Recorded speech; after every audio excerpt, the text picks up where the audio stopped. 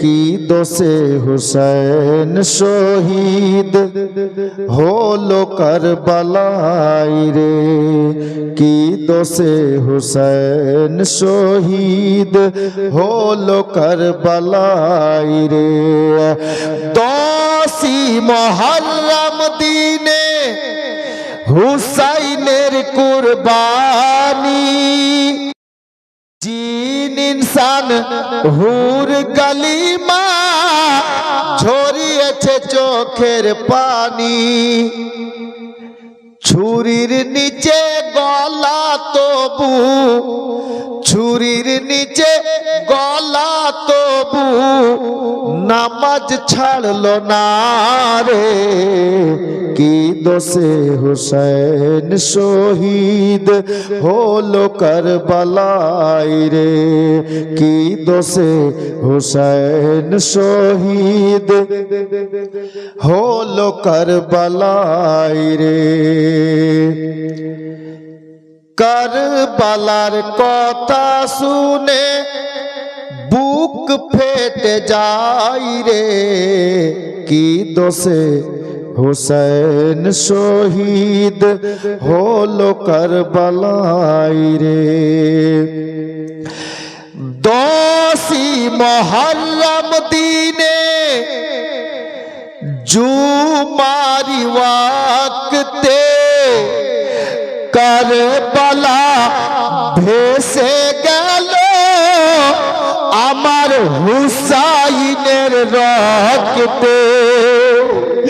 10ই মুহররম দিনে জুমারি ওয়াক্তে কারবালা ভেসে গেল আমার হুসাইনের রক্তে। আর আজ वो সেই দিন প্যারা, আজ वो সেই দিন প্যারা সারা জগৎকে কাঁদাই রে, কি দোষে হুসেন শহীদ হলো কারবালায় রে, কি দোষে হুসেন শহীদ হলো কারবালায় রে। আসমাউল কালিমি বলে আজ সকলের কাছে দোয়া করো মরে যেন নবীর প্রেমেতে। আরে নবীর প্রেমে মরে গেলে, নবীর প্রেমে মরে গেলে চিন্তা রবে না রে, কি দোষে হুসেন শহীদ হলো কারবালায় রে, কি দোষে হুসেন শহীদ হলো কারবালায় রে। কি বলে কুফা শহরের দিকে রওনা হয়ে গিয়েছিলেন। রাস্তায় যেতে যেতে ইমাম হুসাইনে পাক রাদিয়াল্লাহু তাআলা আন ইমাম মুসলিমের শাহাদাতের খবর রাস্তাতেই পেয়ে গিয়েছিলেন যে উনি আর বেঁচে নেই, ওনাকে শহীদ করে দেওয়া হয়েছে। অতএব পরক্ষণে এটাও খবর এলো যে পরে দুদিন পরে তার ছেলে দুটি নাদান বাচ্চা, কচি মাসুম বাচ্চা আর 10 বছরের বাচ্চা দুটোকেও তারা বেরহিমের সহিত কষ্ট দিয়ে শহীদ করে দিয়েছে। ইমাম হুসাইন রাদিয়াল্লাহু তাআলা আনহু এবার কুফাতে যাচ্ছিলেন। বাবা, রাস্তায় হুর নামক একটি সৈন্যের দলের নেতা বা লিডার, তাকে লিডার বানিয়ে ওবাইদুল্লাহ ইবনে জিয়াদের দরবার থেকে পাঠানো হয়েছিল যে হুসাইন আসতেছে, তাকে রাস্তায় থেমে দেওয়া হোক, তার সঙ্গে কথা বলা যাক। হুর এসে ইমাম হুসেনের রাস্তা অবরোধ করে দিল। আমার হুসাইন দাঁড়িয়ে গেলেন। কোথায় যাবেন? বলে কুফায়। কুফাতে যেতে যাওয়া হবে না বা যাবে না। আমার হুসাইন তখন বলেছিলেন যে আমি যেখান থেকে এসেছি আমাকে ওখানে যেতে দাও। বলে ফিরেও যেতে দেওয়া হবে না, ওবাইদুল্লাহ ইবনে জিয়াদের ওয়ার্ডার বা হুকুম। তাহলে আমার হোসেন বলছেন যে তোমরা চাও কি? বলে হয় এজিদের হাতে হাত দিয়ে মুরিদ হও, বয়াত হও, নচেত যুদ্ধের জন্য রেডি হও। তো আমার হোসেন তখন বলেছিলেন যে দেখো, আমি যেখান থেকে এসেছি ওখানে যেতে দেবে না, আর কুফাতে যাব আমাকে ঢুকতেও দেবে না। তো এক কাজ করো, আমাকে নিয়ে চলো তোমরা দামেস্কে এজিদের দরবারে, আমরা দুজন বসে একটা ফয়সলা করে নেব, যা হবে। বলেন না, ওখানেও যেতে দেওয়া হবে না। তাহলে কোথায় যাব? বিপরীত একটা রাস্তা ধরে ইমাম হুসাইন রাদিয়াল্লাহু তাআলা আনহুকে নিয়ে চলতে লাগলো। চলতে চলতে বাবা একটা ফাঁকা ময়দানে হাজির। অন্তরের কাল লাগান কটা কথা বলে একটা ঘটনা বলে শেষ। আমার ইমাম হুসাইনকে ওই ময়দানে গিয়ে বাবা হুর নামক লোকটি বলল, গো হুসাইন ইবনে আলী, আর আগে যেতে হবে না, এখানে নেমে যান। হুসাইন বললেন ঠিক আছে নামবো, আগে একটা কথা বলো, এ ময়দানের নাম কি? এ মাঠটাকে কি নামে বলে, কি নামে জানে, কি বলে ডাকো তোমরা, জায়গাটার নাম কি? তখন হুর নামক লোক এবং পার্শ্ববর্তী যে লোকগুলো ছিল তারা বলল, ওগো নবীর নাতি হুসাইন, অত্র এলাকার লোক এই ময়দানটাকে কারবালা বলে ডাকে, কারবালা বলে চিনে, যাকে আমরা কারবালা বলি রে বাবা। আমার ইমাম হুসাইন যখন কারবালা নামটা শুনলেন, কারবালা নামটা শুনলেন রে বাবা, ইমাম হুসাইন নিজের ঘোড়া থেকে নেমে গেলেন, নিজের বেটা আলী আকবরকে ডাক দিলেন, আলী আকবর রে, এ জাইনাল আবেদিন, ওরে বেটা ইমাম কাসিম, আর আগে যেতে হবে না রে, ঘোড়া থেকে নেমে যা, সওয়ারি থেকে নেমে যা রে বেটা, তোদের আব্বা হুসাইন আজকে নিজের গন্তব্য স্থানে পৌঁছে গেছে। এ বাবারা ভাইরা, এটাই সেই কারবালা যেখানে রক্তের নদী বয়ে যাবে, যেই জায়গাতে রক্তে ময়দানটা লালে লাল হয়ে যাবে। সবাই নেমে গেল ইমামের অর্ডার পেয়ে বাবা। হাজরাতে গেরামি একদিকে হুসাইনি খিমা লেগে গেল, অপরদিকে এজিদি খিমা লেগে গেল। আল্লাহু আকবার কবিরা। অল্প দু একদিনের মধ্যে ইমাম হুসাইনের দলে বাবা মাত্র ৭২টা লোক, আর ওইদিকে কাফেলা বাড়তে বাড়তে কয়েক দিনের মধ্যে দেখতে পাওয়া গেল ২২,০০০ সৈন্য জমা হয়ে গেছে। বাবারা ভাইয়েরা, আপনারা একটা প্রশ্ন করতে পারেন, মাওলানা ইমাম হুসাইন রাদিয়াল্লাহু তাআলা আনহু এই কারবালার সরজমিনে কবে পৌঁছেছিলেন, তারিখটা কত ছিল, আর আপনার কি বলে হিজরিটা কত ছিল বাবা? আল্লাহু আকবার কবিরা। বারটা কোন বার ছিল? এখন এই তারিখ আর বারটাও জানা দরকার আছে। তবে একটা কথা জীবনীতে নিশ্চয় শুনেছেন বাবা, আমার ইমাম হুসাইন যখন কারবালাতে পৌঁছেছিলেন, কারবালাতে পৌঁছে যাওয়ার পরে ওনাদের কাছে দানা পানি সবই ছিল বাবা। এই করে যখন মুহররম মাসের ৭ তারিখ হয়েছিল, আমার ইমাম হুসেনের জন্য এবং ওনার দলের লোকজনের জন্য ফুরাত নদীর পানি পর্যন্ত বন্ধ করেছিল। তাহলে জিজ্ঞাসা করতে পারেন বাবা, ওইদিকে ২২,০০০ সৈন্যবাহিনী, এইদিকে মাত্র ৭২ জন হুসাইনের দলের লোক পানি যেন নিতে না পারে নদী থেকে, যার জন্য নদীর সামনে, নদীর তীরে একেবারে সৈন্যদেরকে দাঁড় করা হয়েছিল। কতটা সৈন্য দাঁড় করা হয়েছিল, কতজন সৈন্য নির্ধারিত করা হয়েছিল যে ইমাম হোসেনের দলের লোক যেন পানি নিতে না পারে? এটাও একটা প্রশ্ন। তাহলে প্রথম নম্বর প্রশ্ন হলো কি? ১ নম্বর প্রশ্ন, হুসাইন কত তারিখে কারবালার জমিনে পৌঁছেছিলেন? মনে রাখিয়েন মা ভাইয়েরা, আমার ইমাম হুসেন মুহররম মাসের ২ তারিখে সরজমিনে কারবালায় পৌঁছেছিলেন। মুহররম মাসের ২ তারিখ ৬১ হিজরি। এবার বলবেন মাওলানা বারটা কোন বার ছিল?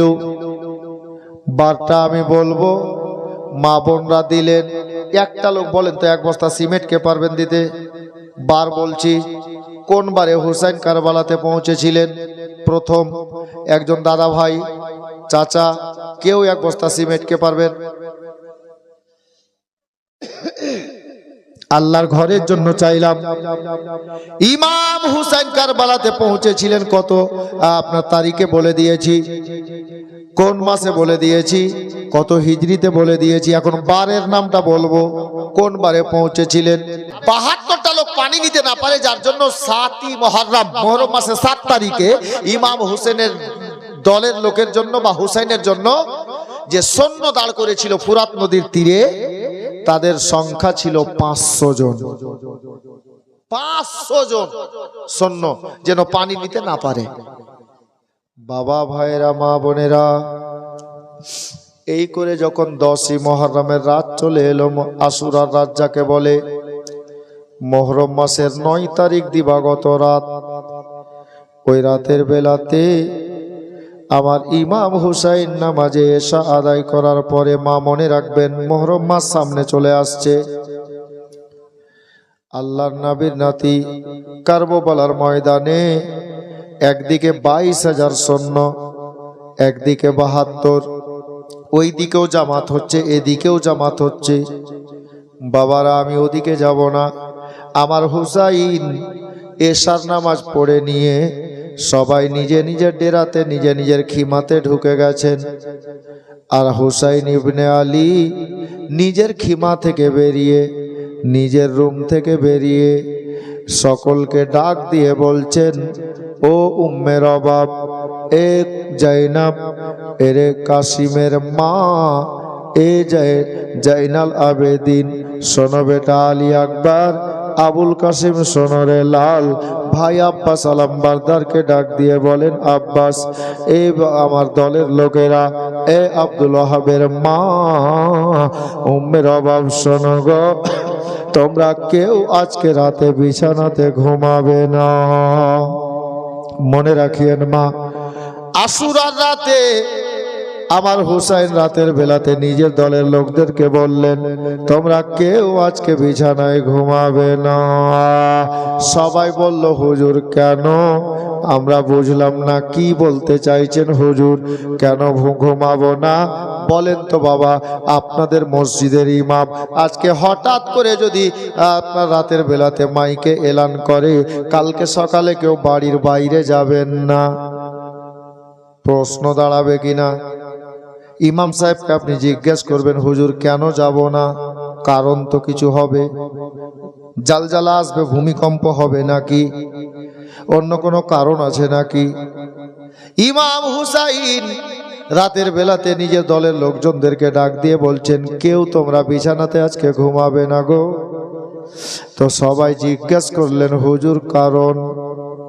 আমার হুসাইন বলেন, এই উম্মে রবাব শোনো, কাসিমের মা শোনো, এ সাকিনার মা শোনো গো, আজকে এই জন্য ঘুমাবে না, আজকে ঘুমানোর রাত না, আজকে হলো খাস করে ইবাদতের রাত, আজকে জাগার রাত আছে, আজকে আশুরার রাত, আজকে 10ই মুহররমের রাত।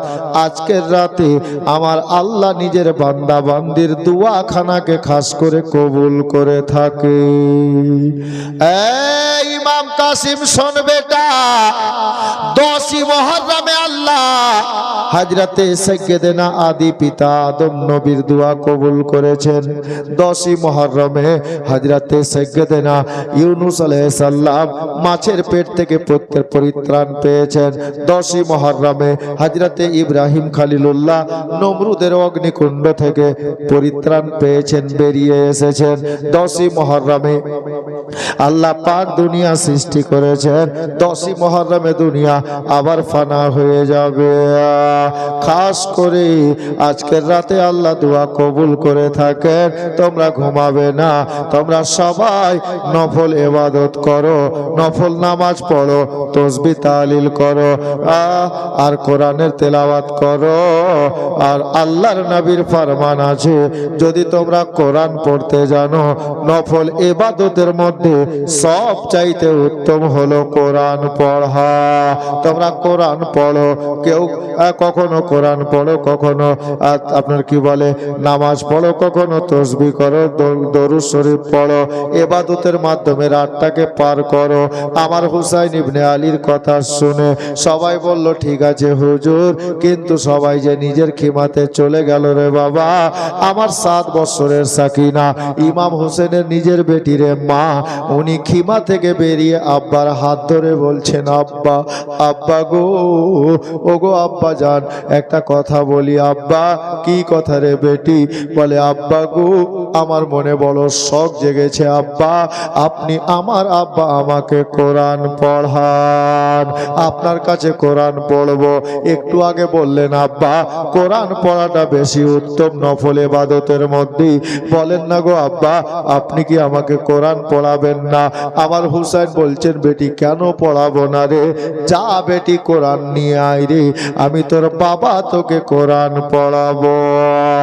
এ মা বোনেরা, আমার সুগরা খাতুন 7 বছর, আপনার সাকিনা খাতুন 7 বছরের মেয়ে গো, আব্বার কথা শুনে খিমার দিকে যাচ্ছে, আর 2-4 কদম গিয়ে আমার সাকিনা দাঁড়িয়ে গেছেন। আমার হুসাইন বলেন বেটি রে কেন দাঁড়িয়ে গেলি, যা কোরআন পাক নিয়ে আয় রে। 7 বছরের বেটি সাকিনা বলছেন আব্বা গো, আমার মনে হয় কোরআন আর পড়া হলো না। বলে বেটি কেন রে? বলে আব্বা আজকে 3 দিন হয়ে গেল আব্বা গো, আমাদের ডেরাতে কাহারো মশকে 1 বিন্দু পানি নাই। আমার নবীর ফরমান আছে কোরআনকে ছুতে হলে, কোরআনকে ধরতে হলে উজু করা লাগবে। ডেরাতে যে পানি নাই গো আব্বা, আমি উজু করব কিভাবে, আর কোরআন আনবো কিভাবে? আর কোরআন পড়া হয়তো হলো না। আমার হুসাইন বলেন বেটি রে চিন্তা করিস না রে বেটি, আমার নবীর এটাও ফরমান আছে যেখানে পানি পাওয়া যাবে না মাটিতে হাত মেরে তায়াম্মুম করে নিও, কোরআনও পড়া যাবে, নামাজও পড়া যাবে, জানাজাও পড়া যাবে। যাও বেটি মাটিতে হাত মারো আর তায়াম্মুম করে আল্লাহর কোরআন নিয়ে এসো, আমি তোমার বাবা তোমাকে কোরআন পড়াবো। বাবারা, আমার হুসাইনের বেটি হযরতে সাকিনা কোরআন পাক নিয়ে আসলেন বাবা, খোলা আসমানের নিচে রাতের বেলাতে আমার ইমাম হুসাইন বেটিকে কোরআন পড়াতে বসেছেন। এ বাবা ভাই মা বোনেরা, অন্তরের কাল লাগান, হুসাইন কার নাম, হুসাইন কত বড় সাব্বির রে বাবা। বেটিকে কোরআন পড়াতে বসলেন, বললেন বেটি রে আমি যেই মতো পড়বো তুমি আমার সঙ্গে ওই মতো পড়ো। প্রথমে আউযু বিল্লাহ শরীফ, তারপরে বিসমিল্লাহ শরীফ। সাকিনা তাই আপনার পড়লেন, তারপরে সূরা ফাতিহা পড়লেন। সূরা ফাতিহার পরে এবার বাবা বলছেন বেটি পড়ো বিসমিল্লাহির রহমানির রহিম, বিসমিল্লাহ শরীফ পড়লেন বাবা। সাকিনা দেখছেন কোরআনের দিকে, আঙ্গুল আছে আপনার কি বলে কোরআনের আয়াতে কারিমার নিচে। আমার হুসাইন বলছেন বেটি পড়ো আলিফ লাম মিম। এ বেরাদার, যেমনই আলিফ লাম মিম পড়িয়েছেন আমার হুসাইন 7 বছরের বেটি সাকিনাকে, সাকিনা আঙ্গুল দিয়ে পড়ছেন আলিফ লাম মিম। দেখতে পাওয়া গেল হঠাৎ করে সাকিনা দেখতে পেলেন সামনে বাবা আল্লাহর কোরআন পাকের পার্শ্বে নিচে মাটিতে 2 ফোঁটা পানি পড়ে গেল। 2 ফোঁটা পানি জমিনে পড়লো। আমার সাকিনা থেমে গেছেন, আব্বাও থেমে আছে। সাকিনা তো নিচে কোরআন দেখছেন রে বাবা। হযরতে সাকিনা চিন্তা করলেন আল্লাহ আমাদের ডেরাতে পানি নাই, পানি কোথা থেকে পড়লো? আমাদের মশকে পানি নাই, পানি কোথা থেকে আসলো? আমরা কোনো পাহাড়ের পাশে বসে নেই যে ঝর্ণার পানি ছিটে পড়লো। তবে মনে হয় আল্লাহর রহমত বর্ষিত হতে লাগলো, মনে হয় পানি এবার পাবো। আল্লাহর আসমান থেকে রহমতের বৃষ্টির পানি হয়তো পড়লো। দেখার জন্য হযরতে সাকিনা নিজের নজরখানাকে যেমন উঁচু দিকে নিয়ে যাবে, উপর দিকে নিয়ে যাবে বাবা গো, মা বোনেরা গো, 7 বছরের সাকিনা দেখতে পেলেন রে বাবা আমার ইমাম হোসেনের চোখে ঝরঝর ঝরঝর করে পানি বেরোচ্ছে। এটা আসমানের পানি না, এটা সাকিনার আব্বার চোখের পানি, আমার হুসাইনের চোখের পানি রে বাবা। আবার সাকিনা বলছেন, আব্বা গো আমি বুঝলাম না আব্বা, আমাকে কোরআন পড়াতে লাগলেন, আপনার চোখে পানি কেন বেরোচ্ছে? আমি কি বেয়াদবি করে দিলাম আব্বা? আমি কি ভুল করে দিলাম আব্বা?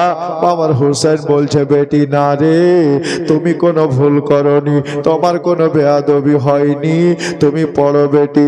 সাকিনা বলে, আব্বা গো আমি কোরআন পড়বো আব্বা, ঠিক আছে, কিন্তু আগে বলেন আপনার কান্নার কারণটা কি?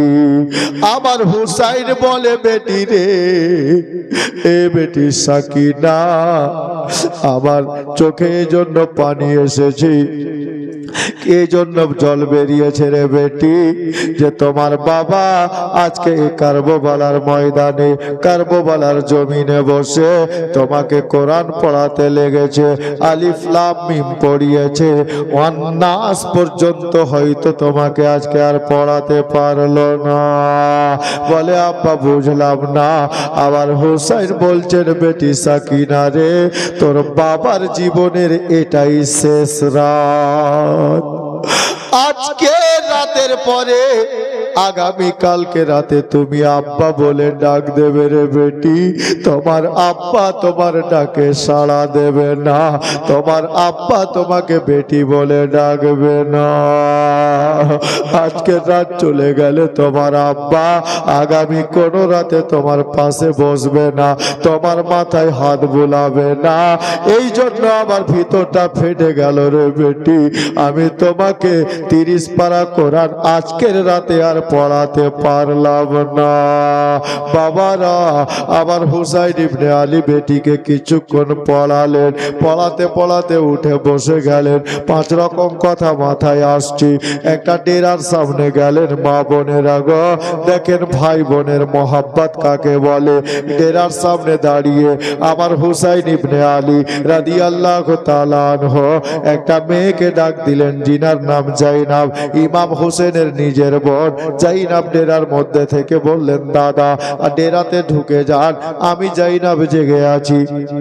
ঢুকে গেলেন, দাদা ঢুকেছেন, বোন দাদার সম্মানে দাঁড়িয়ে গেছে। বাবা হুসাইন ঢুকে কোনো কথা না, হুসাইন ঢুকে কোনো বার্তা নয়, হুসাইন ইবনে আলী দাঁড়িয়ে গেছেন। বাবা হযরতে জাইনাবও দাঁড়িয়ে আছেন।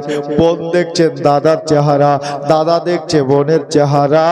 আবার হুসাইন দেখতে দেখতে অঝর নয়নে কাঁদছেন, চোখ দিয়ে পানি বেরোচ্ছে। হযরতে জাইনাব রাদিয়াল্লাহু তাআলা আনহা উনিও দেখছেন দাদা কাঁদছে, দাদাও দেখছেন বোনের চোখেও পানি এসেছে। আমার হুসাইন আগে বাড়লেন বাবা, আর জাইনাবের হাত দুটোকে ধরে নিয়ে জাইনাবের হাতের কবজা দুটিতে হযরতে ইমাম হোসেন চুমা দিয়ে দিলেন। ইমাম হোসেন বোনের হাতে চুমা দিলেন কবজা দুখানাতেই। এখন কথা বলেননি, হুসাইন দাঁড়িয়ে গেলেন, জাইনাব আগে বাড়লেন। আমার হুসাইনের এই মতো করে দাড়ি মোবারকে একটা হাত দিয়ে দাড়িটাকে উঁচু করলেন। আর এইখানে দেখেন একটা নরম জায়গা, যেটাকে হুলকুম বলে। হযরতে জাইনাব আমার হুসাইনের হুলকুমে ঠোঁট লাগিয়ে একটা চুমা দিলেন, দিয়ে নিজের জায়গায় দাঁড়িয়ে গেলেন।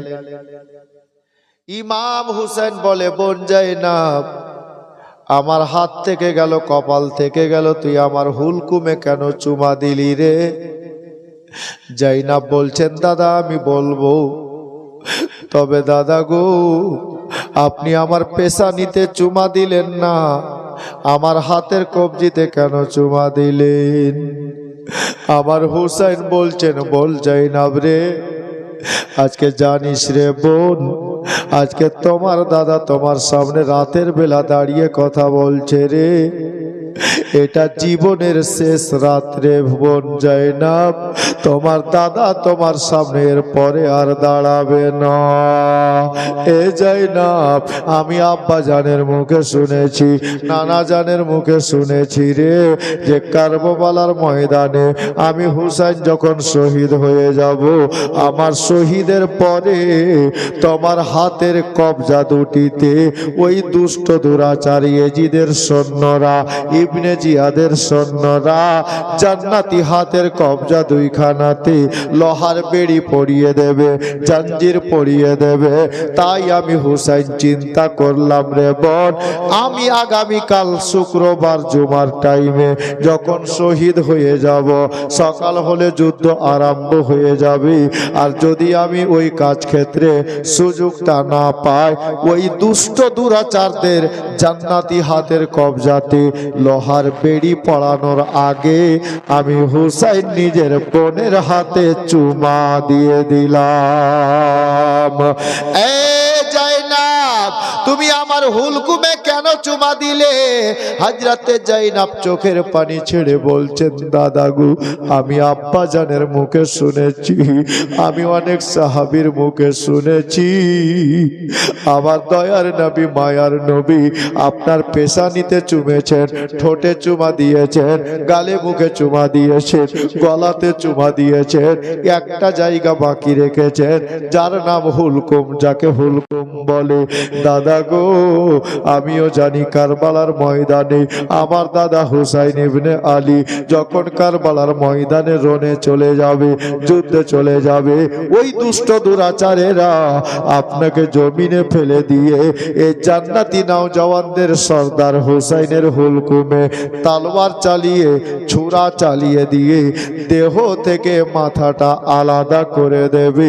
তাই আমি জাইনাব চিন্তা করলাম, আগামীকালকে আপনার শহীদের আগে আমি যদি সুযোগটা না পাই, আমি এই জন্য আপনার হুলকুমের মধ্যে চুমা দিয়ে দিলাম।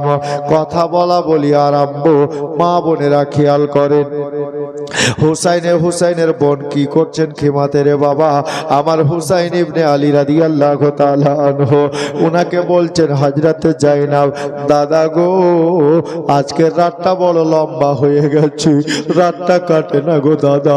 আবার হুসাইন বলছেন, বোন চিন্তা করিস না রে, আমরা শেষ নবীর উম্মতি রে, আমাদের মায়ার নবী নানা জান হলেন রে, আমাদের মায়ার নবী বলেছেন, এই বোন জাইনাব শোনো, যদি কোনো মুসিবত চলে আসে, রাতটা লম্বা হয়ে যায়, রাত না কাটে, তাহলে তোমরা উজু করে নিও, উজু করে আল্লাহর কোরআন নিয়ে বসে যেও, কোরআন পড়তে বসে যাবে, দেখবে ওই মুসিবতের রাতটা কিভাবে কখন কেটে যাবে তোমরা মোটেই বুঝতে পারবে না।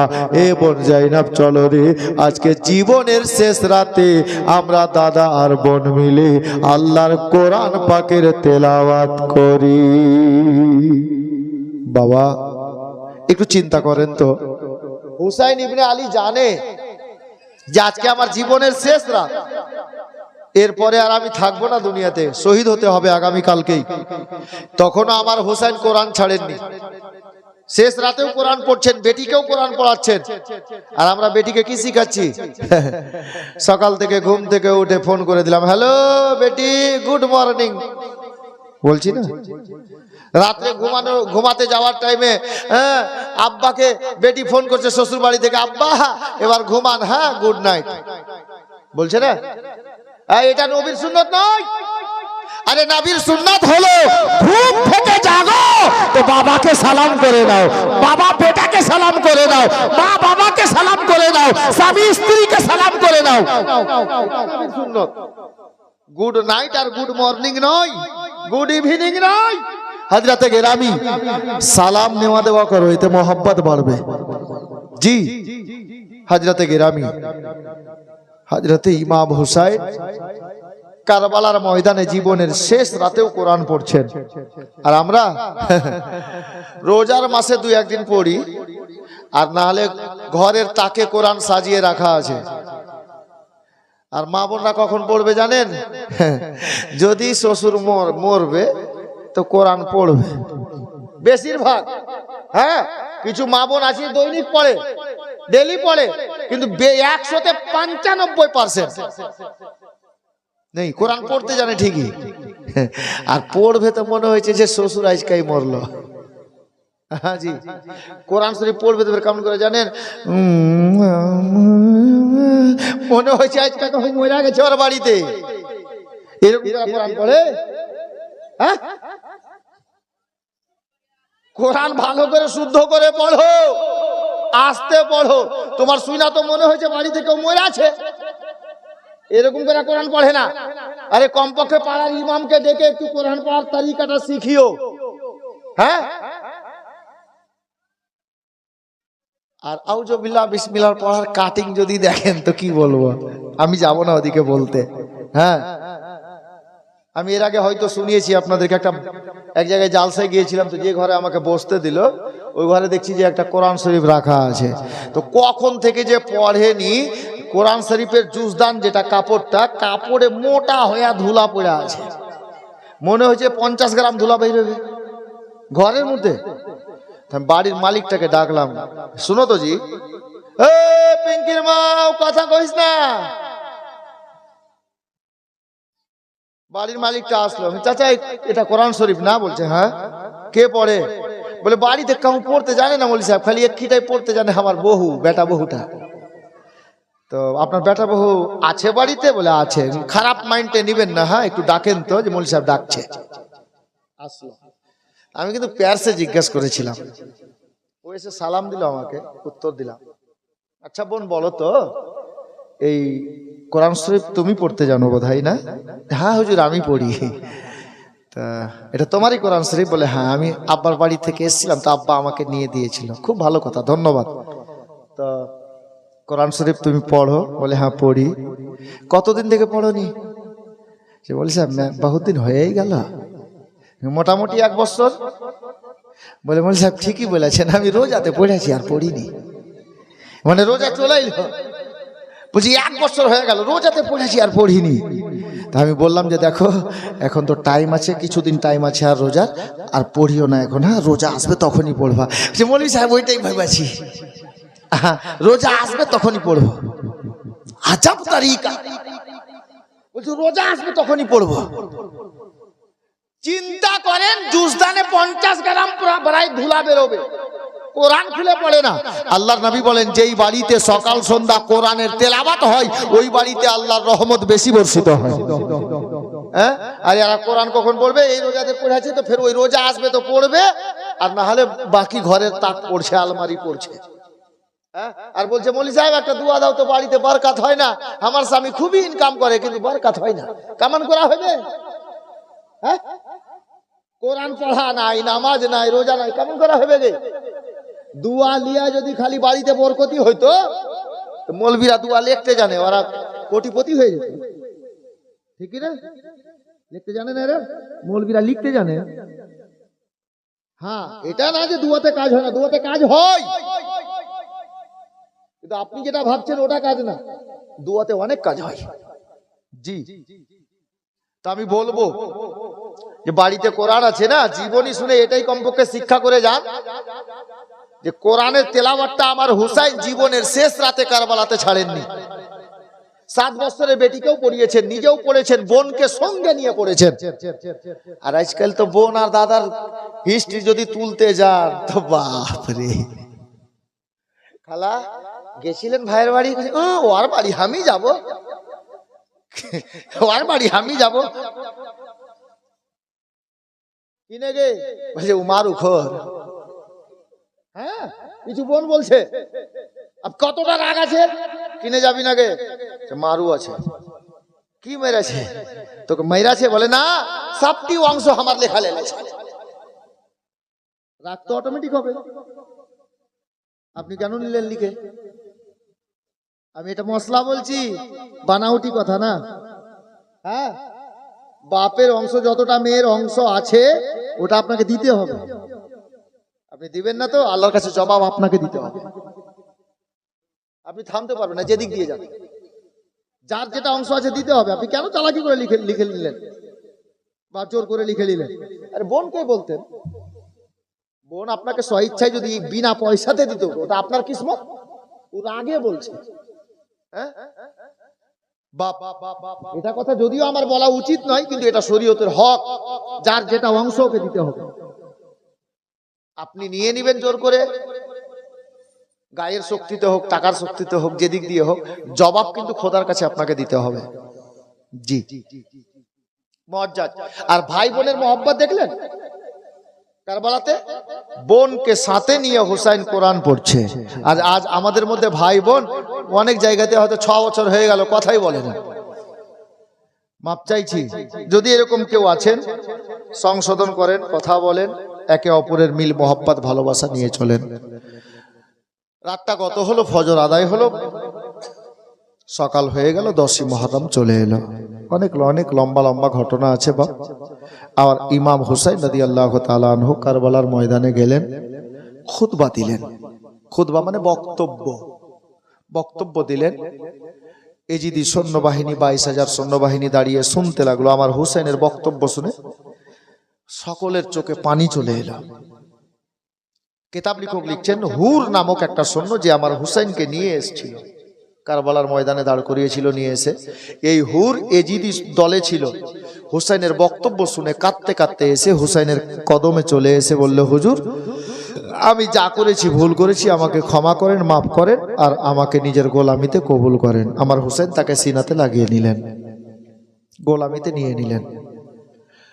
ওই 22,000 সৈন্যের লিডার, নেতা, দলপতি ছিল যে লোকটার নাম কিতাবে লেখা আছে আমার ইবনে সাদ। এই আমার ইবনে সাদ এবং সীমার পাপী হুলি বিন ইয়াজিদ, মানে যারা দলের পরস্পর লিডার ছিল, 1 নম্বর লিডার ছিল আমার ইবনে সাদ, চিৎকার করে বলতে লাগলো, এই হুসাইন ইবনে আলী, তোমার বক্তব্য শুনতে আমরা কারবালাতে আসিনি। হয় তুমি যুদ্ধের জন্য প্রস্তুত হও, এজিদের হাতে হাত দিয়ে বিক্রি হও, মুরিদ হও, নিজের হাতটা এজিদের হাতে দাও, আর না হলে যুদ্ধের জন্য তৈরি হও। অবশেষে আমার হুসাইন বললেন, যখন তোমরা যুদ্ধ করবেই তাহলে তোমাদের যুদ্ধের স্বাদ মিটিয়ে দিচ্ছি, তাহলে তৈরি হও। কারবালার ময়দান থেকে উঠে ডেরাতে গেলেন। আমার হুসাইন ইবনে আলী রাদিয়াল্লাহু তাআলা আনহুর কাছ থেকে হযরতে গেরামি হুর নামক লোকটা সর্বপ্রথমে হুকুম নিয়ে, অর্ডার নিয়ে কারবালাতে গেলেন। আর বেশ কিছু সৈন্যবাহিনীকে জাহান্নামের মুখে পতিত করে দিয়ে হযরতে হুর রাদিয়াল্লাহু তাআলা আন হুসাইনের গোলাম হয়ে ইসলামের জন্য শহীদ হয়ে গেলেন, শাহাদাত পেয়ে গেলেন। ইন্না লিল্লাহি ওয়া ইন্না ইলাইহি রাজিউন। যুদ্ধ চলতে লাগলো, একের পরে এক, একের পরে এক যেতে লাগলেন বাবা, এমতো করে করে অবশেষে বাবা আমার ইমাম হুসাইন রাদিয়াল্লাহু তাআলা আনহুর দরবারে অনেক লম্বা লম্বা ঘটনা আছে, বলবো না, একটা ঘটনা বলে সালাম পড়বো।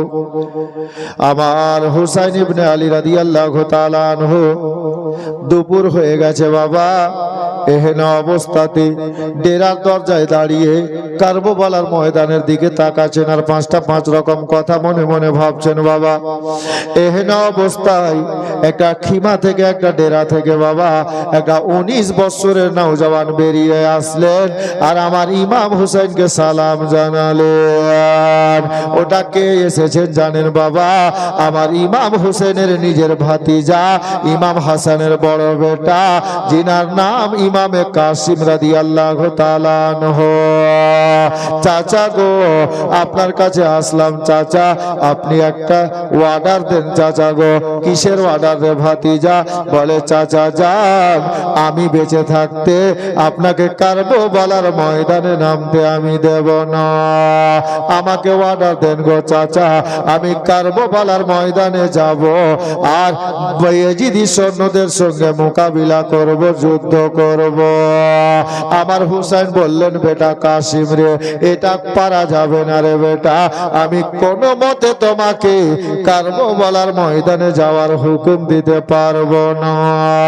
কেন গো চাচা? বলে বেটা রে, তুমি আমার বড় ভাইয়ের বড় নিশা জানি আমার বড় ভাইয়ের বড় বেটা, আমি চোখের সামনে তোমাকে শহীদ হতে দেখতে পারবো না রে। যাও তুমি ডেরাতে যাও, তোমাকে কারবালার ময়দানে যেতে হবে না। বাবারা, ইমাম কাসিম বাবা নিজে ডেরাতে না গিয়ে একটা মেয়ের ডেরাতে গেলেন। মেয়েটা কে জানেন? আমার ইমাম হুসেনের নিজের বোন, ইমাম কাসিমের ফুফু আম্মা হযরতে জাইনাবের দরজাতে গেলেন। জাইনাবকে গিয়ে সালাম দিলেন। ফুফু আম্মা, কি হলো বেটা কাসিম? বলে, আপনার কাছে আপনার ভাতিজা এসেছে, একটা কাজ করে দিতে হবে। কি কাজ রে বেটা? বলে, ফুফু গো, আপনি একটু চলেন না, আমি জওয়ান ভাতিজা থাকতে আমার চাচাকে কারবালায় কি করে নামতে দেব গো ফুফু জান। আমি চাচার কাছে গেলাম কারবালার ময়দানে যাওয়ার নির্দেশ চাইতে, আমার চাচা আমাকে নির্দেশ দিলেন না। আপনার কাছে কিছু চাই না, আপনি খালি চলেন, আপনি আমার চাচাকে বলে আমার কারবালার ময়দানে যাওয়ার হুকুমটা নিয়ে দেন। আমার ইমাম হাসানের, ইমাম কাসিমের ফুফু আর ইমাম হযরতে জাইনাব রাদিয়াল্লাহু তাআলা আনহা, উনি বললেন, বেটা রে চল, আমি দাদার কাছে যাচ্ছি, তোর চাচার কাছে যাচ্ছি, তোকে হুকুম নিয়ে দিচ্ছি। এ বেরাদার, উনি আসলেন, নিজের দাদাকে বললেন, চাচা, দাদা যান, ওগো ইমামে হুসাইন রাদিয়াল্লাহু তাআলা আনহু, আমি তোমার কাছে আসলাম গো দাদা, আমার ভাতিজাকে, বড় ভাইয়ের ছেলেটাকে, ইমামে কাসিমকে কারবালার ময়দানে যাওয়ার নির্দেশটা দেন দাদা। বলে, বোন না, এটা পারা যাবে না। অনেক চেষ্টা চালালেন বাবা, আমার হুসাইন রাজি হচ্ছেন না। তখন জাইনাব একটা কথা মদিনার তুলে নিলেন। 49 হিজরির ঘটনা, 10 বছর আগে ঘটেছিল মদিনাতে। কি কথা তুলেছেন জাইনাব জানেন? বলে, দাদা গো, ভুলে গেছেন আপনি। কি ভুলেছি বোন? বলে, সোনার মদিনাতে আমাদের বড় দাদা ইমাম হাসান ইন্তেকালের আগে, শহীদের আগে আপনাকে একটা কথা বলে গিয়েছিলেন দাদা। কি কথা বলেছিলেন রে বোন? বলে, বলেছিলেন, ভাই হুসাইন রে, কারবালার ময়দানে যেদিন যুদ্ধ হবে, আমার ছেলেদের মধ্যে একটা ছেলেকে তুমি যদি যাওয়ার সুযোগ করে দিতে পারো, আমি হাসান নিজের কবর থেকে বড় খুশি হব রে, যে আমি হাসানের রক্ত ইসলামের জন্য কারবালাতে কাজে লেগেছে। যেমনই এই কথা বলা বাবা, আবার ইমাম হুসেনের চোখের পানি বেরোতে লাগলো। বড় ভাই বলেছিলেন, বোন জাইনাব রে, ঠিক আছে, আর বলতে হবে না, ঠিক আছে, কাসিমকে যাওয়ার নির্দেশ আমি দিলাম, কাসিমকে সাজিয়ে দেওয়া হোক। কাসিমকে নিজের হাতে করে বাবা মাথায় পাগড়ি বেঁধে দিলেন ইমাম হুসাইন, হাতে তালোয়ার ধরিয়ে দিলেন, আর কি বলে আপনার ঘোড়ায় বসিয়ে দিলেন, আর বললেন, বেটা রে, এ বেটা কাসিম, যা রে, যা কারবালার ময়দানে, তুই যে শেরে খোদার পোতারে, ইমাম হাসানের বেটা রে, ইমাম হুসেনের ভাতিজা রে, আজকে দেখিয়ে দে 22,000 সৈন্য বাহিনীকে যে হুসাইনের আওলাদ হযরতে আলীর শের আজকে কারবালার ময়দানে চলে এসেছে। যা কারবালার ময়দানে চলে যা। এ বেরাদার, মাকে সালাম দিয়ে, ফুফুকে সালাম দিয়ে, চাচি আম্মাকে সালাম দিয়ে, নিজের চাচার হাতে চুমা দিয়ে হযরতে ইমাম কাসিম বললেন, চাচা আমি চলে গেলাম গো চাচা, আমার জন্য দোয়া করিয়েন।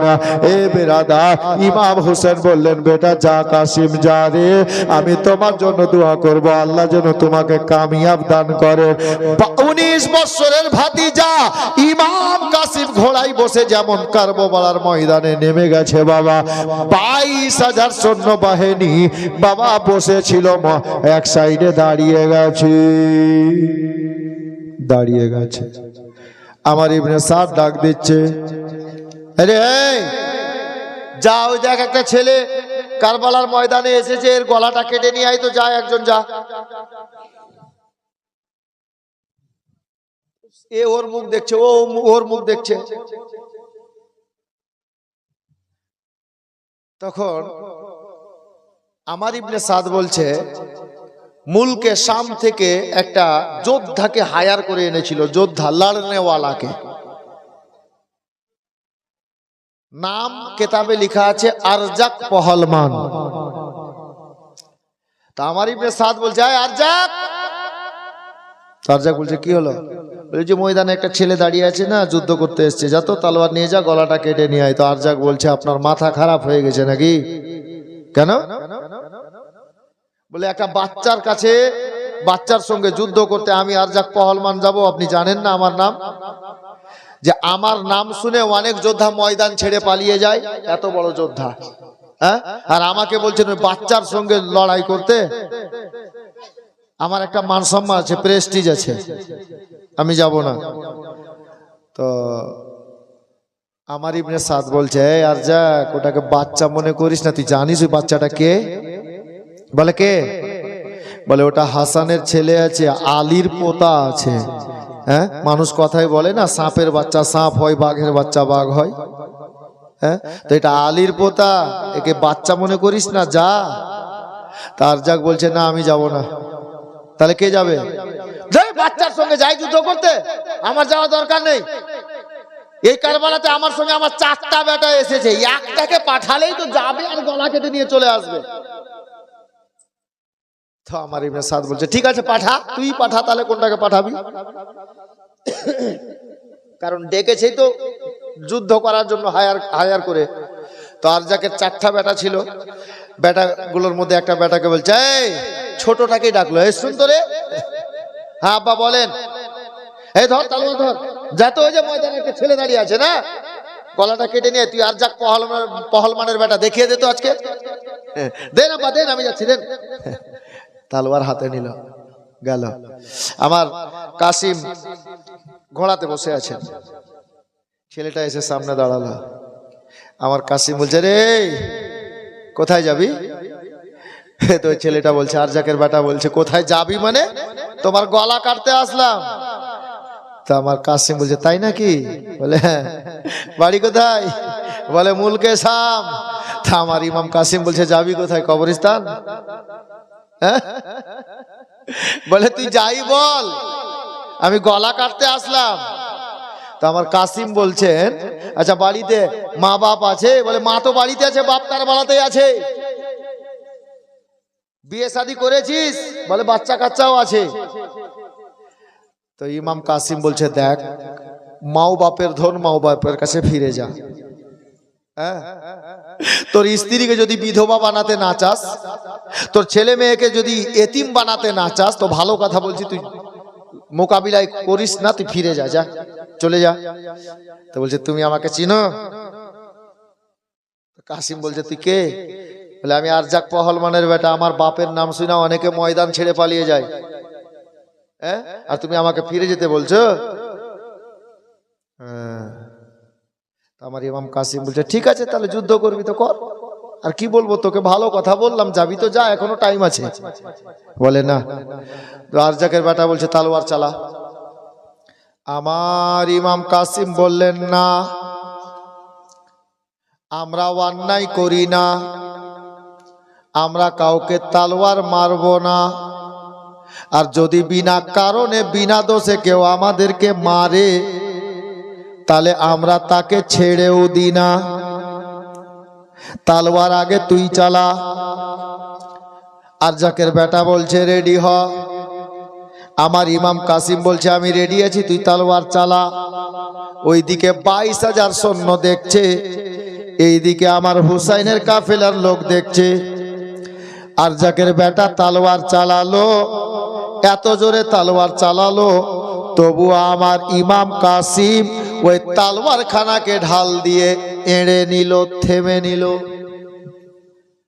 আরজাক পহলমানের বেটাকে ইমাম কাসিম বললেন, এ আরজাকের বেটা, এবার তুই তৈরি হ, তুই মারলি, এবার আমি মারবো।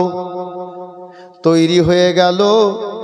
আমার ইমাম কাসিম আল্লাহকে স্মরণ করে, নবীর প্রতি দরুদ ও সালাম পড়ে এত জোরে তালোয়ার চালালেন, ওই তালোয়ারটা গিয়ে বাবা আরজাকের বেটার ঢালটা কেটে 2 টুকরো হয়ে, এত জোরে তালোয়ার গিয়ে লাগলো রে বাবা, আরজাকের বেটার গলাটা কেটে ফুটবলের মতো মাথা খানা মাটিতে পড়ে গেল। যেমনই মাথা মাটিতে পড়েছে, ওইদিকে 22,000 দলের মধ্যে, সৈন্যের মধ্যে আরজাক পহলমান আগে দাঁড়িয়েছিল, ওখান থেকে হাতের তালি দিছে আর বলছে, বেটা দেখলি আমার বেটা যেতে না যেতেই কাজ হয়ে গেল, কাসিমের মাথা কেটে নিল। আমার ইবনে সাদ দলের নেতা বলছে, আর যাক পহলমান চশমা লাগিয়ে দেখ, আগেই বলেছিলাম ওটাকে বাচ্চা মনে করিস না, ওটা কাসিমের মাথা না, ওটা তোর বেটার মাথা পড়েছে। দেখ রেগে গেল আর যাক, দ্বিতীয় নম্বর বেটাকে ঘোড়ায় চাপিয়ে দিল, তুই যা মাথা কাট। ইমাম কাসিম কি করলেন, নিজের তালোয়ারকে ভরে নিলেন কভারে, আর আরজাকের বেটার হাতের তালোয়ার খানা নিজের হাতে নিলেন। দ্বিতীয় ছেলে আসলো, কোথায় যাবি? বলে গলা কাটতে এলাম। আমার ছোট ভাইকে তুমি কেটেছো। তখন ইমাম কাসিম বলছে, তাহলে তোরও গলা কাটবো। কথা বলতে বলতে তালোয়ার হাতে, দেখে নিল, চিনে নিল, কাসিম এটা তালোয়ার তো আমার ছোট ভাইয়ের। বলে ঠিক চিনেছিস, এটা আমার না তোর ছোট ভাইয়ের। আমার হাতে কেন, এটাই তোর প্রশ্ন তো? বলে হ্যাঁ, তোর হাতে কি করে গেল? বলে তোর ছোট ভাইয়ের গলা কাটার আগে বলে গেছে তোর ছোট ভাই যে আমার গলা কাটার পরে আমার আর একটা দাদা আসবে, এটাকে আমার তালোয়ারটাকে তুমি হাতে নিয়ে থাকিও, আমার দাদার গলাটা আমার তালোয়ার দিয়ে কাটিও। রেগে লাল, চালিয়ে দিল তালোয়ার। কাসিম এড়ে নিল, থেমে নিল। এমন তালবার চালালেন ইমাম কাসিম, দ্বিতীয় বেটার গলা কেটে মাথায় পড়ে গেল মাটিতে, ফুটবলের মতো দৌড়ছে। আল্লাহু আকবার কবিরা। এক এক করে চারটা ছেলের মাথা কাটা হয়ে গেল। আচ্ছা বলেন তো, আপনার চোখের সামনে চারটা বেটার মাথা যদি কেউ কেটে নেয়, আপনাকে থামা যাবে? হ্যাঁ, আপনার চোখের সামনে আপনার বেটাকে আমি এমনি মারবো, দু চড় মেরে দিলাম, দু গুছি লাগিয়ে দিলাম, থামবেন আপনি? হ্যাঁ, অটোমেটিক বাবা গায়ে শক্তি না থাকলেও দৌড়বে। হ্যাঁ, তুই আমার সামনে আমার ছেলেকে মারবি? আর যাক পহলমানকে আর বলতে হলো না। আমার ইবনে সাদ বলছে, আর যাক কোথায়? বলে দাঁড়া। আমার চোখের সামনে চারটা বেটাকে গলা কেটে দিল, আর আমাকে বলছে দাঁড়া। না, আমি যাচ্ছি এবার। আর যাক পহলমান ঘোড়ায় চেপে গেল, আর বাঘের মতো গুমড়াচ্ছে, একদম বাঘের মতো, চিতা বাঘের মতো চলে যাচ্ছে। ইমাম কাসিম তো ওই তালোয়ার নিয়ে আছে হাতে। গেল। আর যাক পহলমান এসে বলছে, হ্যাঁ এবার তুই তৈরি হ। কাসিমকে বলছে এবার তৈরি হও। ইমাম কাসিম বলছে, কে তুমি গো? কে তুমি? বলে আমারই নাম আরজাক পহলমান, আমার চোখের সামনে আমার চারটা বেটাকে তুমি গলা কেটে মাথাটা আলাদা করে দিয়েছো, আর আমাকে বলছো কে? ও আচ্ছা, তোমারই নাম আরজাক পহলমান? বলে হ্যাঁ, আমি আরজাক পহলমান, এবার তোমাকে যুদ্ধের স্বাদ চিখাচ্ছি, দাঁড়াও। কথা বলতে বলতে আরজাকের নজর ওই তালোয়ারে। কাসিম, এই তালোয়ার কার? বলে তোমার ছোট বেটার। তোমার হাতে কেন? বলে তোমার ছোট বেটা বলে গেছে যে আমার পরে আমার তিনটা ভাই আসবে, আমার তিনটা ভাইয়ের গলা আমার তালোয়ার দিয়ে কাটিও, আর শেষে আমার বাপ আসবে, তো বাপের মাথাটাও ওইটা তালোয়ার দিয়েই কাটিও। এই জন্য আমি নিয়ে আছি। তো আর যাক পহলমান রেগে আরো লাল হয়ে গেল, চোখ বড় বড় করে নিল সিংহর মতো। দাঁড়া, তোর মজা দেখাচ্ছি। আর যাক পহলমান। আচানক আমার কাসিম লাগলেন হাসতে, হাসছেন। আরজাক বলছে, তুমি হাসছো কেন? গলা কাটবো আমি তাই? হেসে নাও। তো আরজাক পহলমানকে আমার কাসিম বলছে, না আমি আমার জন্য হাসছি না, তোমার জন্য হাসছি। কেন? হাজি তুমি বলছো যে আমি আরজাক পহলমান, হ্যাঁ তোমার নাম শুনা নাকি ময়দান থেকে অনেকে পালিয়ে যায়, হ্যাঁ তোমাকে পহলমান বলে কে? তোমাকে পহলমান বলে কে? তার মানে কি বলতে চাইছো তুমি? আমার ইমাম কাসিম বলছে, যাকে ঘোড়ার জিন কষার ঢং নেই ও আবার পহলমান? ঘোড়ার জিন বুঝলেন তো? কালকে বলেছিলাম ওই যে নিচে ঘোড়াতে যারা এমনি সাওয়ারি করে, খালি ঘোড়াতে, গাড়িতে না, তো ঘোড়াতে উঠার জন্য একটা ফিতা থাকে না নিচে, পা দিয়ে উঠবে, এটাকে জিন বলে।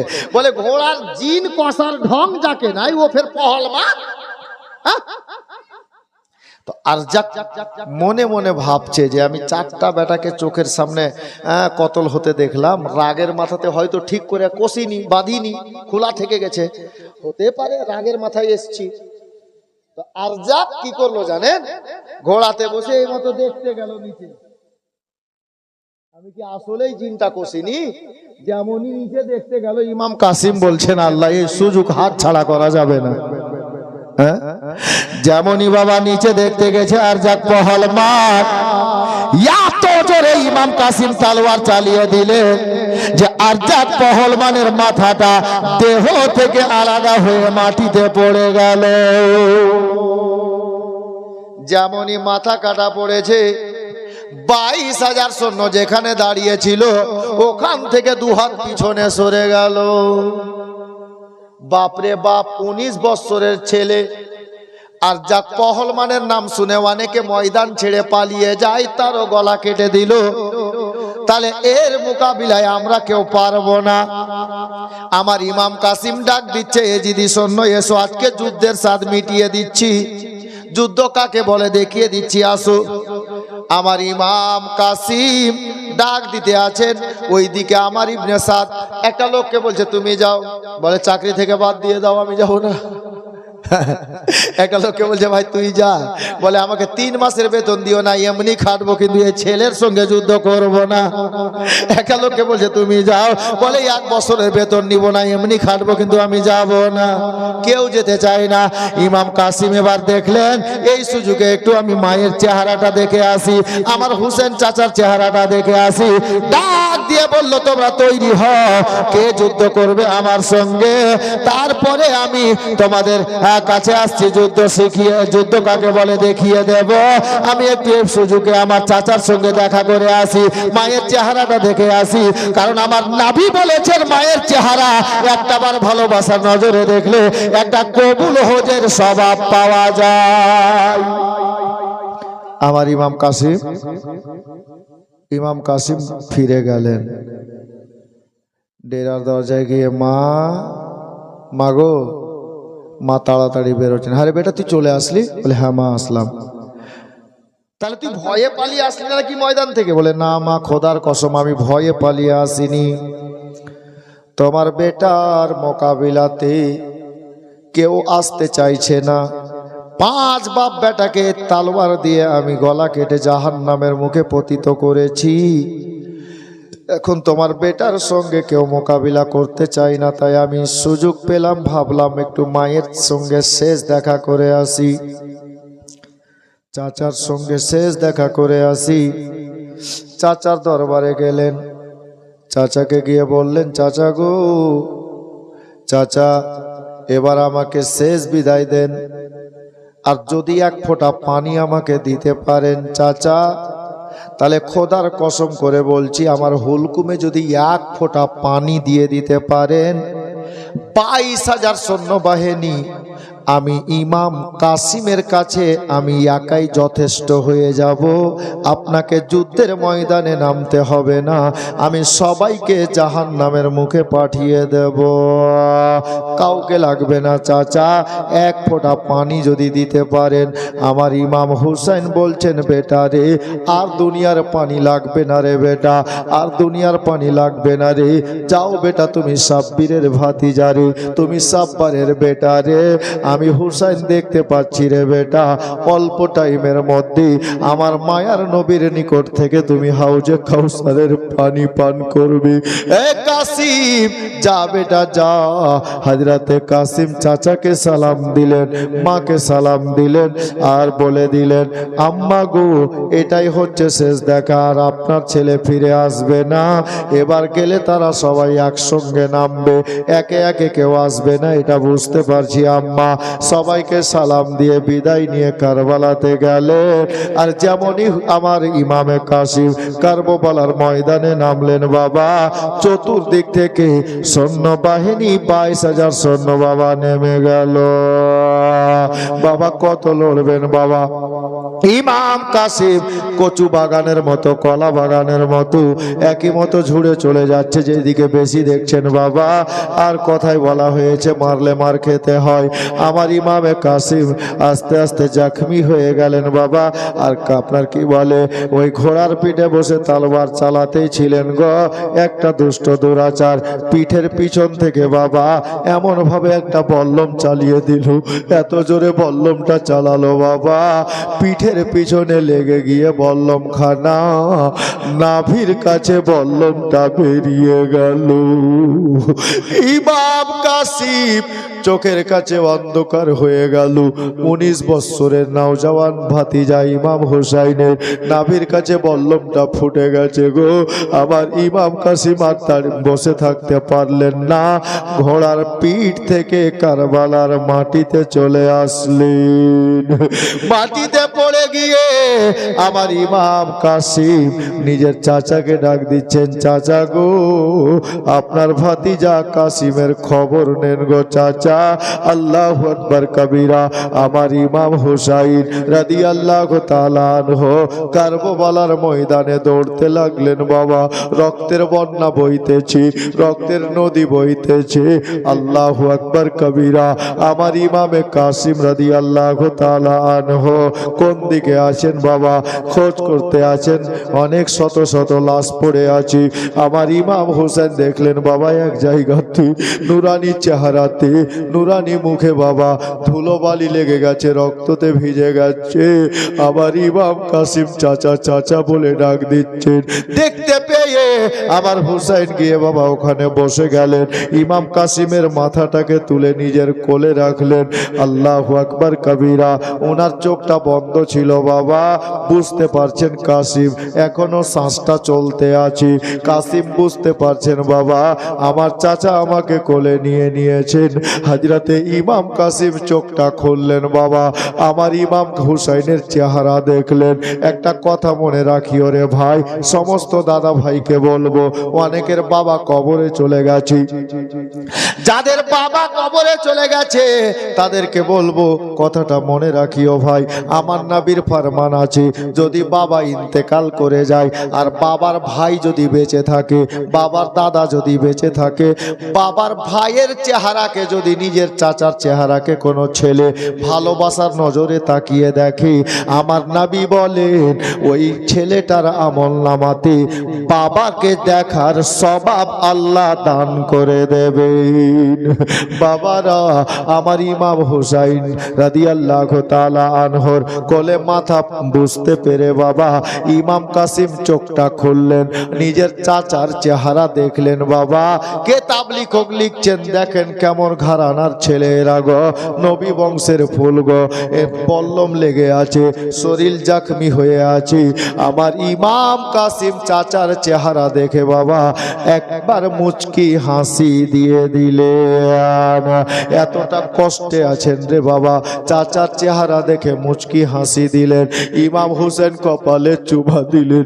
দেখতে পাওয়া গেল একটা মিনিট আর গেল না রে বাবা, চাচার কোলে মাথা রেখে ইমাম কাসিম আশহাদু আল্লাহ ইলাহা ইল্লাল্লাহু ওয়া আশহাদু আন্না মুহাম্মাদান আবদুহু ওয়া রাসূলুহু সাল্লাল্লাহু তাআলা আলাইহি ওয়াসাল্লাম কলমা শরীফ পড়তে পড়তে চাচার কোলে মাথা রেখে আমার কাসিম শাহাদাত পেয়ে গেলেন, পর্দা করে গেলেন বাবা, ইন্তেকাল করে গেলেন। সবাই পড়ি ইন্না লিল্লাহি ওয়া ইন্না ইলাইহি রাজিউন। এই জওয়ান ভাইরা, চাচারা, বাবারা, মা বোনেরা, কিতাবে এসেছে ইমাম কাসিমের বয়স 19 বছরের ছেলে, 19 বছরের জওয়ানি। আল্লাহর নবীর মহব্বতে, আমার হুসাইনের ভালোবাসাতে, ইসলাম বাঁচাতে গিয়ে আমার কাসিম 19 বছরের জওয়ানি লুটিয়ে দিলেন। এ বাবারা ভাইয়েরা, ইমাম কাসিম দুনিয়া থেকে শহীদ হয়ে জান্নাতে চলে গেলেন। চাচার কোলে মাথা রেখে আমার ইমাম কাসিমের আশিকদেরকে বলবো, আমার হুসাইনের আশিকদেরকে বলবো, নবী বংশের ফুলের প্রেমিকদেরকে বলবো, অনেক দান খায়রাত করলেন বাবা, আমার আশা ছিল না তার থেকে বেশি দিয়েছেন। আল্লাহ আপনাদের দান কবুল করুক। শেষ বেলাতে আমি বলবো, আমার ইমাম কাসিমের পা থেকে নিয়ে মাথা পর্যন্ত কটা জখম হয়েছিল, তীর কটা, আপনার তীর, বল্লম, ফারসা, নেজা সব মিলে কটা জখম হয়েছিল আমি বলে দেব আজকে রে বাবা। তবে আমার ইমাম কাসিমের বয়সটা মনে রাখবেন 19 বছর থেকে। যিনারা যুদ্ধে সামিল হয়েছিলেন ওনারা দুনিয়া থেকে বিদায় নিয়ে শহীদ হয়ে গেলেন। অবশেষে আমার হুসাইন গেলেন। অনেক লম্বা ঘটনা, অনেকটা রাত হয়ে গেছে বাপ। হযরতে হুসাইন ইবনে আলী অবশেষে কারবালায় যাচ্ছেন। নিজের নানা জানের দাস্তার অর্থাৎ জুব্বা আর পাগড়ি লাগাচ্ছেন। আব্বা হযরতে মাওলা আলী শেরে খোদার হাতের তলোয়ার হাতে নিচ্ছেন, আর চাচা আমির হামজার ঢাল হাতে নিচ্ছেন। নিয়ে জাইনাবকে বাড়ির দায়িত্ব সঁপে দিয়ে আহলে বাইতের ফুল যিনারা বেঁচে ছিলেন ওনাদেরকে সঁপে দিলেন। ছেলে মেয়ে সবাইকে সঁপে দিয়ে হযরতে 7 বছরের সাকিনার কপালে চুমা দিয়ে কারবালার ময়দানে যাচ্ছেন। যুদ্ধ আরম্ভ হচ্ছে। অনেক ঘটনা ছাড়লাম বাপ, কারণ মুশকিল আছে 5 রাতে কারবালা বলা, আমরা যেমন বলি শুনি এই হিসাবে। তো হযরতে ইমাম হুসাইন যখন যুদ্ধ আরম্ভ করে দিলেন, 22,000 সৈন্য একাই মোকাবিলা করতে লাগলেন। যুদ্ধ করতে করতে করতে করতে আমার হুসাইন ইবনে আলী রাদিয়াল্লাহু তাআলা আনহু যখন তীর চালাচ্ছে, 22,000 সৈন্যবাহিনী হুসাইনকেও লাগছে, ঘোড়াকেও লাগছে। কেতাব লেখক বলছেন ইমাম হুসাইনের ঘোড়াটা এমন মানে লাচার হয়ে গেল, দুর্বল হয়ে গেল, তীর লেগে লেগে, বল্লম লেগে লেগে, যে আর চলার শক্তি রাখছে না। খেয়াল করেন মা, চলার শক্তি রাখছে না। ঘোড়া দাঁড়িয়ে গেল। আমার হুসাইন ঘোড়া নিয়ে দাঁড়িয়ে গেলেন। আমার হুসাইনের দেহে চতুর্দিক থেকে তীর বল্লমের বৃষ্টি হচ্ছে। এসে কোনোটা তো এমনি চলে যাচ্ছে, কোনোটা এসে লেগে যাচ্ছে। এই করে বাপ 72 খানা তীর বল্লম লেগেছে আমার হুসাইনের শরীরে। 72 খানা। হুসাইনের শরীর চূর্ণ বিচূর্ণ হয়ে গেছে তীর লেগে লেগে। তখন আমার হুসাইন ঘোড়ার পিঠে বসে আছেন। চতুর্দিক থেকে 22,000 সৈন্যবাহিনী আমার হুসাইনকে নিশানা করে তীর ছাড়ছে। আমার হুসাইন তখন পর্যন্ত বসেছিলেন, কিন্তু কেতাব লেখক লিখছেন বাপ সামনে দিক থেকে হুসাইনের একজন দুষ্ট দুরাচার এমন ভাবে তীর ছাড়লো, ওই তীরটা আগে গিয়ে ডানে বামে না গিয়ে আমার হুসাইনের কপালে পেশানিতে, এখানে সাজদা গাহা যাকে বলে, সাজদা করার জায়গা যেটা বলে, আল্লাহু আকবার, হযরতে হুসাইনের পেশানিতে। এখানে দেখবেন প্রত্যেকের কপালে একটা চাম দিয়ে ঢাকা আছে, কিন্তু একটা শক্ত হাড় আছে। হঠাৎ করে এসে যদি এই হাড়ের মধ্যে একটা তীর লাগে, লোহার ফাল ঢুকে, বলেন কতটা কষ্ট হবে।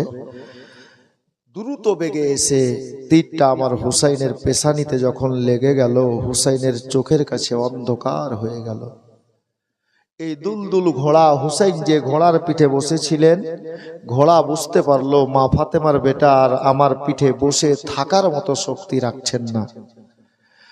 অনেকে বলে আমার হুসাইন ঘোড়া থেকে পড়ে গিয়েছিলেন। জি না, কেতাব লেখক বলছেন ঘোড়াটা এত চালাক, এত বুদ্ধি, আল্লাহ দিয়েছেন বুদ্ধি। ঘোড়াটা নিজের সামনের পা দুটোকে ভেঙে নিয়ে জমিনে আস্তে করে লোভে গিয়ে নিজের পিঠটাকে এমতো একটু কাত করে দিলেন, আর হুসাইনকে নিজের পিঠ থেকে মাটিতে নামিয়ে দিলেন। জোরে না, আস্তে করে, যেন হুজুরের শরীরে ব্যথা না হয়, আঘাত না লাগে। বলেন তো বাপ, এই ঘোড়াটার এত বুদ্ধি, কিন্তু এই দুষ্ট এজিদি সৈন্যদের বুদ্ধি হলো না যে নবীর প্রেমিক, নবীর আশিক ফাতেমার আওলাদকে এত কষ্ট দিল। হযরতে গেরামি আমার হুসাইন যখন ময়দানে চলে আসলেন, কেতাব লেখক বলছেন আল্লাহু আকবার কবীরা, ওই সীমার পাপী খুলি বিন ইয়াজিদ অনেকে এরা দৌড়ে এলো, আমার হুসাইনের সিনাই চেপে বসলো সীমার পাপী। হুসাইন বলল, এই সীমার রে, তুই আমার সিনা থেকে উঠ, আমার জীবনে এক ওয়াক্তের নামাজ কাজা নেই রে, আমি দুটা সাজদা করে নি, একটু নামাজ পড়ে নি, তারপর আমার গলা কাটিস। আল্লাহ আল্লাহ। বেরাদার বাবারা, ভাইরা, মা বোনেরা, আমার হুসাইন ইবনে আলী রাদিয়াল্লাহু তাআলা আনহু কারবালার ময়দানে বাবা এই সীমার পাপীকে বলল, সীমার রে, তুমি একটু আমার সিনা থেকে উঠ, আমার সিনাই বড় লাগছে রে, কিন্তু আমি তোমাকে উঠতে এই জন্য বলছি রে সীমার, সারা দুনিয়াকে এটাই আমি দেখিয়ে দিই, আমাদের বাপ দাদার জীবনে নামাজ কাজা নাই রে, আমি হুসাইনেরও জীবনে নামাজ কাজা নয়, দুটা সাজদা করে নি রে, একটু দাঁড়িয়ে যারে সীমার পাপি উঠলো বটে। আমার হুসাইন প্রথম রাকাতের প্রথম সাজদাতে গেলেন বাবা, আল্লাহু আকবার কবিরা। প্রথম সাজদাতেই ছিলেন আমার হুসাইন ইবনে আলী। সীমার পাপি চিন্তা করলো হুসাইন সাজদায় গেছে, সাজদা থেকে উঠে যদি পাওয়ার ফিরে যায় আবার যুদ্ধ আরম্ভ হয়ে যাবে, আমরা 22,000 সৈন্য টিকতে পারবো না। যার কারণে দুষ্ট দুরাচার আমার হুসাইন সাজদাতে ছিলেন বাবা, সাজদার হালাতে ছিলেন, আর তালোয়ার বের করে ভুজালি বের করে বাবা আমার হুসাইনের হুলকুমে বাবা চালিয়ে দিল। হুসাইন পাকের দেহ থেকে মস্তকটা আলাদা করে দিল। আমরা সবাই পড়ি ইন্না লিল্লাহি ওয়া ইন্না ইলাইহি রাজিউন। এ ব্রাদার, আমার ইমাম হোসেন কারবালার ময়দানে 22,000 সৈন্য বাহিনীর মধ্যে একাই উইনার হয়ে গেলেন, পাস হয়ে গেলেন বাবা। আল্লাহু আকবার কবিরা। জামে শাহাদাত পান করে নিলেন, সাজদারত অবস্থায় গলা কাটিয়ে দিলেন, ইসলাম বাঁচিয়ে নিলেন। 6 মাসের বেটার কুরবানি দিয়েছেন। 22,000 সৈন্য বাহিনীর মধ্যে আমার ইমাম হোসেন 6 বছর 8 বছরের ভাগনা দুটোকে কুরবানি দিয়েছেন বাবা। ইমামে কাসিম রাদিয়াল্লাহু তাআলা আনহুর কুরবানি দিলেন, আব্বাস আলাম বারদারকে কুরবানি দিলেন, নিজে কুরবানি দিয়ে দিলেন, নিজে শহীদ হয়ে গেলেন নবীর দিন বাঁচানোর জন্য, ইসলাম বাঁচানোর জন্য। সারা বিশ্বব্যাপী আজ মানব জাতি যদি খেতে পাচ্ছে রে বাবা, আমার হুসাইন পাকের সাদকা খেয়ে বেঁচে আছি। আলে নবীর সাদকায় দানা পানি আমাদেরকে পাওয়া যাচ্ছে। এ বাবারা ভাইরা, আমার হুসাইন 10ই মুহররমে 61 হিজরিতে শুক্রবারের দিন জুমার টাইমে দুনিয়া থেকে জামে শাহাদাত পান করে চলে গেলেন জান্নাতের মধ্যে। এ বাবারা ভাইরা,